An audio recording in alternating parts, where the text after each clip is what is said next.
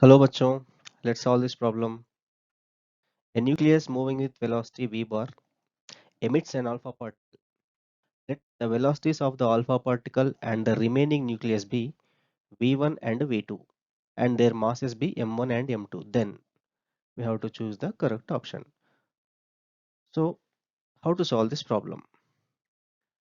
This problem is more related to mechanics, having the concept of law of conservation of momentum. So here the key concept is law of conservation of momentum. Let's see the problem. Assume initially we have a nucleus having mass m, which is moving with velocity v bar. Now this nucleus emits an alpha particle. This alpha particle may move in this direction and the remaining nucleus may move in this direction. So this is the remaining nucleus having mass m2 moving with velocity v2, and this is the alpha particle having mass m1 moving with velocity v1 as given in the problem, right? Now apply law of conservation of momentum here. What is the momentum before explosion? That is m v bar. That is before emitting the alpha particle. Here what is the momentum of the alpha particle here? m1 v1 bar. And here what is the momentum of the remaining nuclei?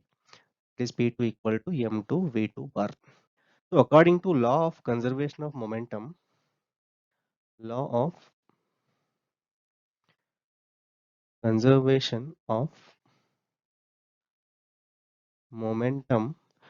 have total momentum before emitting the alpha particle.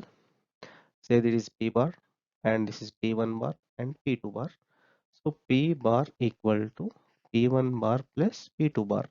This is what law of conservation of momentum. Total momentum before emitting alpha particle equal to total momentum after. So p bar we have mv bar, which is equal to p1 m1 v1 bar plus m2 v2 bar. Right. So see here, based on this equation, you can choose the correct option. So here, first option, v bar, v1 and v2 must be parallel to each other. Option is wrong because they need not be parallel. You can move in any random direction. Their resultant must be same. So here v bar is in this direction along the horizontal. That is total momentum is along the horizontal. So here p1 is like this and p2 is like this, but their resultant should be in the same direction as p bar. So p1 bar plus p2 bar, the resultant vector must be in the same direction. That is what law of conservation of momentum. Direction as well as magnitude both should be conserved, right? So can move in other directions also. They need not be parallel. Now coming to the second option, none of the two of v bar, v1 bar and v2 bar should be parallel to each other. So any two can be parallel to each other because now here see this mass m is moving in this direction. Alpha particle can move in opposite direction and so remaining nucleus will move in this direction. So this is the direction of v bar and this is the direction of v2 bar and this is the direction of v1 bar, right? Sorry. So this is the direction of v1 bar. So the resultant can be in the same direction, right? Like this they can move. So v2 bar in this direction and v1 bar in this direction. They can be parallel and alpha particle is moving in the opposite direction.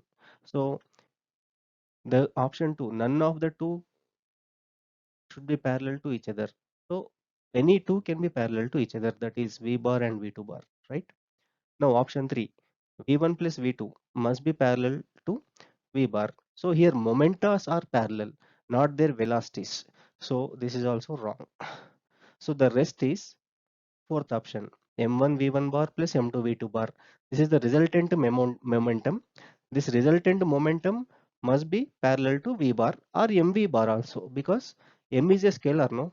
So since m is a scalar, the resultant momentum can be parallel to v bar. So this is m, this is p whose momentum, and m1 moving with velocity v1 having p1 is the momentum in this direction. Now m2 moving with velocity v2 and this is the p2. right? This is the total momentum. So P1 plus P2, that is M1 V1 plus M2 V2. This can be parallel to V bar or MV bar. So this option is correct. So our fourth option is correct. So hope you understand. Thank you.